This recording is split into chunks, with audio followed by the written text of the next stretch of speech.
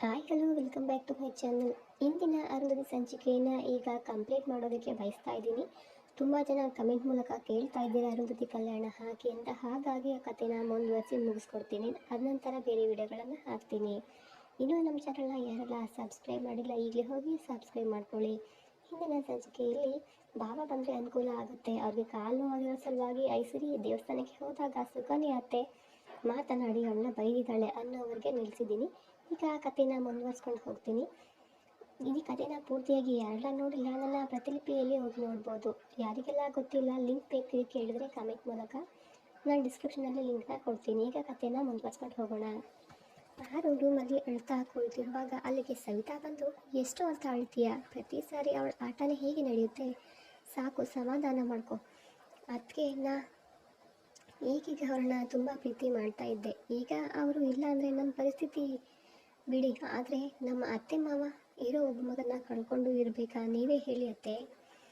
ಆರು ಈಗ ಹೋಗಿ ಮಲಗು, ಅದ್ರ ಬಗ್ಗೆ ಮಾತಾಡೋಕ್ಕೆ ಅಂತಾನೆ ರಘು ಅಜಯ್ ಹತ್ತಿರ ಹೋಗಿದ್ದು. ಅಲ್ಲಿಂದ ಮುಂದೆ ವಿಚಾರಣೆ ಮಾಡ್ತಾರೆ.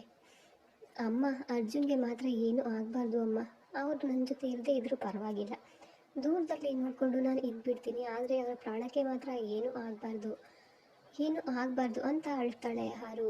ಮತ್ತೊಮ್ಮೆ ಜನ ಸಮಾಜ ನನಗೆ ಅಂತಾರೆ, ಅಮ್ಮ ನಾನು ಮತ್ತೆ ಆ ಜನರ ಮಾತನ್ನ ಕೇಳಬೇಕಾ, ತುಂಬ ಕಷ್ಟ ಆಗುತ್ತೆ ಅಮ್ಮ, ಹೇಳಲಿಕ್ಕೆ ಆಗಲ್ಲ ನನ್ನಿಂದ ಅಮ್ಮ ಅಂತ ಹೇಳಿ ಎರಡೂ ಕೈಯಿಂದ ತನ್ನ ಕಿವಿಯನ್ನು ಮುಚ್ಚಿಕೊಂಡು ಕಣ್ಣುಗಳನ್ನು ಗಟ್ಟಿಯಾಗಿ ಮುಚ್ಚಿ ತಾಯಿಯ ತೊಡೆ ಮೇಲೆ ಮಲಗುವಳು ಆರು. ಈ ಕಡೆ ಅಜಯ್ ರಘು ಸೇರಿ ಅರ್ಜುನ್ ಇದ್ದಲ್ಲಿಗೆ ಬರುವರು. ಮತ್ತೆ ಸುಕನ್ಯಾ ಹೇಳಿದ ಮಾತನ್ನ ಹೇಳುವರು. ಮನೆಯಲ್ಲಿ ಲಕ್ಷ್ಮಿ, ವೆಂಕಟೇಶ್, ಅರ್ಜುನ್ ಗಾಬರಿಯಾಗಿ, ಲಕ್ಷ್ಮಿ ಅವರು ಕೋಪದಿಂದ ನನ್ನ ಮಗನೇ ಸಾಯಿಸಿದ್ದಾಳ ಅವಳು, ಅಂದರೆ ಎಷ್ಟು ಕೊಬ್ಬು ಇದ್ದಿತ್ತು ಅವಳಿಗೆ, ಅವಳನ್ನು ಮಾತ್ರ ನಾನು ಸುಮ್ಮನೆ ಬಿಡೋದಿಲ್ಲ, ಸುಮ್ಮನೆ ಬಿಡಬಾರ್ದು ಕೂಡ. ಹೌದಮ್ಮ, ನೀ ಹೇಳೋದು ಕರೆಕ್ಟ್, ಆದರೆ ಅದಕ್ಕೆ ಕಾರಣ ಆದರೂ ಏನು, ಅಲ್ಲದೆ ಅಜಯನನ್ನು ಸಹ ಸಾಯಿಸಬೇಕು ಅನ್ನೋ ಪ್ಲ್ಯಾನ್ ಮಾಡಿದ್ರಂತೆ, ಏನಿದ್ರ ರಹಸ್ಯ? ಹೌದು ಅಣ್ಣ, ಇದೇ ತಿಳಿತಾ ಇಲ್ಲ ನನಗೆ. ಬಾಬಾ, ನಾವು ಸುಕನ್ಯವರ ಗಂಡ ಅಂದರೆ ನಮ್ಮ ಶಂಕರ್ ಮಾವನ ಯಾಕೆ ಭೇಟಿಯಾಗಬಾರ್ದು, ಹೋಗಿ ಭೇಟಿಯಾಗಬೇಕು ಅಂತ ಹೇಳ್ತಾನೆ.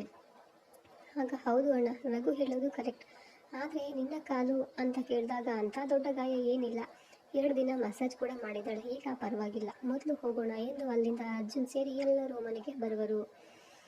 ಎಲ್ಲರೂ ಕೂಡ ಬಂದಿರೋದ್ರಿಂದ ಶಂಕರ್ ಅವರಿಗೆ ಗೊತ್ತಾಗಿ, ಹೇಳು ಅಜ್ಜಯ್, ಏನು ವಿಷಯ, ತಪ್ಪು ತಿಳಿಬೇಡಿ ಮಾವ, ಅದು ಅತ್ತೆ ಮೇಲೆ ಅನುಮಾನ, ಅಣ್ಣ ಸಾಯೋಕೆ ಅತ್ತೇನೇ ಕಾರಣ ಅಂತೆ, ಈಗ ಮತ್ತೆ ಅತ್ತಿಗೆಗೆ ಅರ್ಜುನ್ಗೆ ಜೊತೆ ಇರಬೇಡ ನೀನು ಅಂತ ಅಂತಿದ್ದಾಳಂತೆ. ಒಂದು ವೇಳೆ ಇದ್ದರೆ ಅರ್ಜುನ್ ಅಣ್ಣನ ಸಾಯಿಸ್ತೀನಿ ಅಂತ ಕೂಡ ಅತ್ತಿಗೆ ಮುಂದೆ ಹೇಳಿದ್ದಾಳೆ. ಹೌದು, ಅದು ಗೊತ್ತು ಅಜಯ್, ಸಚಿನ್ ಸತ್ತಿದ್ದು ಇವಳು ಕುತಂತ್ರದಿಂದಾನೆ.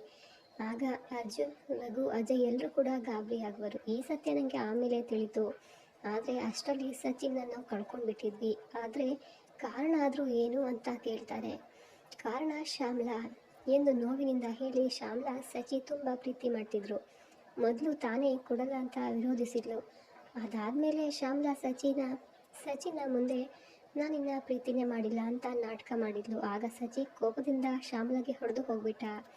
ಮತ್ತೆ ಒಮ್ಮೆನೂ ಕೂಡ ಇವಳಿಗೆ ಫೋನ್ ಮಾಡಲಿಲ್ಲ. ಮದುವೆ ಆಗೋ ಹುಡುಗಿ ಜೊತೆ ಖುಷಿಯಾಗಿ ಇರೋಣ ಅಂತ ತೀರ್ಮಾನಕ್ಕೆ ಬಂದ. ಆನಂತರ ಶ್ಯಾಮ್ಲಾ ಮಂಕಾಗ್ಬಿಟ್ಲು. ಮದುವೆ ಹತ್ತಿರ ಬಂದಾಗ ಶ್ಯಾಮ್ಲಾ ಸೂಸೈಡ್ ಅಟೆಂಪ್ಟ್ ಕೂಡ ಮಾಡಿದ್ಲು. ಆಗ ಸುಕನ್ಯಾ ಅಜಯ್ ಆರು ಸಾಯಿಸಬೇಕು ಅಂತ ಆಕ್ಸಿಡೆಂಟ್ ಮಾಡಿಸಿದ್ಲು, ಆದರೆ ಅಲ್ಲಿ ಸತ್ತಿದ್ದು ಮಾತ್ರ ಸಚಿನ್.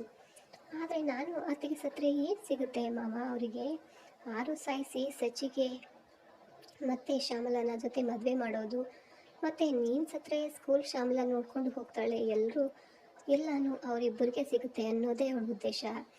ನಂತರ ಲಕ್ಷ್ಮಿ, ವೆಂಕಟೇಶ್ ಹಾಗೂ ಅರ್ಜುನ್ ಮುಖ ನೋಡಿ, ತಪ್ಪಾಯಿತು, ನನ್ನ ಹೆಂಡತಿ ಮಾಡಿದ ತಪ್ಪಿಗೆ ನಾನು ನಿಮ್ಮಲ್ಲಿ ಕ್ಷಮೆ ಕೇಳ್ತೀನಿ, ನೀವು ಗೊತ್ತಿದ್ದು ಯಾಕೆ ಮುಚ್ಚಿಟ್ರಿ ಅಂತ ಕೇಳ್ತಾರೆ. ಲಕ್ಷ್ಮಿ, ಇದು ತಪ್ಪಲ್ವಾ, ಅಪರಾಧಿಗೆ ಶಿಕ್ಷೆ ಬೇಡವಾ ಅಂತಾರೆ. ಕೋಪದಿಂದ ಲಕ್ಷ್ಮಿ ಹೇಳುವರು, ಹೇಳ್ತೀನಿ ಅಂದಿದ್ದಕ್ಕೆ ಅಜಯ್ಗೆ ತೊಂದರೆ ಕೊಡ್ತೀನಿ ಅಂದ್ಲು, ಒಬ್ಬ ಮಗನ್ನ ಕಳ್ಕೊಂಡು ದುಃಖ ಅನುಭವಿಸ್ತಾ ಇದ್ದಾರೆ, ಮತ್ತೊಬ್ಬ ಮಗ ಇಲ್ಲ ಅಂದರೆ ಅವರ ಪಾಡೇನು ಮಾವ, ಅಷ್ಟು ಸುಲಭನ ಅವರಿಗೆ ಪ್ರಾಣ ತೆಗೆಯೋದು, ಅವಳು ತುಂಬ ಕ್ರೂರಿ ಅಜಯ್, ನಿನಗೆ ಗೊತ್ತಿಲ್ಲ, ಅವಳಷ್ಟು ವಿಷಪೂರಿತ ಹಾವು ಎಲ್ಲಿನೂ ಕೂಡ ಇಲ್ಲ. ಅಷ್ಟರಲ್ಲಿ ಅಲ್ಲಿಗೆ ಶ್ಯಾಮ್ಲಾ ಬಂದು, ಅಪ್ಪ ಅದು ಬಾ ಶ್ಯಾಮ್ಲಾ. ನಂತರ ಲಕ್ಷ್ಮಿ, ವೆಂಕಟೇಶ್, ಅರ್ಜುನ್ ತನ್ನ ಮಗಳ ಪರಿಚಯವನ್ನು ಮಾಡಿಸುವರು ಶಂಕರ್. ಅವಳು ಎಲ್ರಿಗೂ ನಮಸ್ಕರಿಸಿ ಒಂದು ಕ್ಷಣ ಅರ್ಜುನ್ ಮುಖ ನೋಡಿ ಹಾಗೆ ನಿಂತು, ನಂತರ ಅಪ್ಪ ಅದು ಹೇಳು ಶ್ಯಾಮ್ಲಾ ಏನಾಯಿತು, ಅದು ನೀವು ಇಲ್ಲಿ ಬನ್ನಿ ಅಪ್ಪ ಅಂತ ಪಕ್ಕಕ್ಕೆ ಶಂಕರ್ ಅವ್ರನ್ನ ಕರೆದುಕೊಂಡು ಹೋಗಿ ಶಂಕರ್ನ ಕೈ ಹಿಡಿದು ಒಳಗೆ ಕರೆದುಕೊಂಡು ಹೋಗಿ, ಅಪ್ಪ ಈಗ ವಿನುತಾ ಫೋನ್ ಮಾಡಿದ್ಲು, ಅಮ್ಮ ಆತ್ಮಹತ್ಯೆ ಮಾಡ್ಕೊಂಡಿದ್ದಾಳಂತೆ. ಹಾಂ, ಏನು ಹೇಳ್ತಾ ಇದೀಯಾ? ಇದು ನಿಜನಾ? ಈ ಕತೆ ಇನ್ನೂ ಮುಂದುವರಿಯೋದು. ನಿಜವಾಗ್ಲೂ ಸುಕನ್ಯಾ ಆತ್ಮಹತ್ಯೆ ಮಾಡ್ಕೊಂಡಿದ್ದಾಳ ಅಥವಾ ನಾಟಕ ಮಾಡ್ತಾ ಇದ್ದಾಳ ಅಂತ ಮುಂದಿನ ವಿಡಿಯೋದಲ್ಲಿ ಕಾದು ನೋಡಿ. ಹಾಗೆ ವಿಡಿಯೋ ಇಷ್ಟ ಆದರೆ ನನ್ನ ಚಾನಲನ್ನು ಸಬ್ಸ್ಕ್ರೈಬ್ ಮಾಡಿ, ಹಾಗೆ ಲೈಕ್ ಮಾಡಿ, ಶೇರ್ ಮಾಡಿ. ಮುಂದಿನ ವಿಡಿಯೋದಲ್ಲಿ ಮತ್ತೆ ಸಿಗೋಣ. ಧನ್ಯವಾದಗಳು.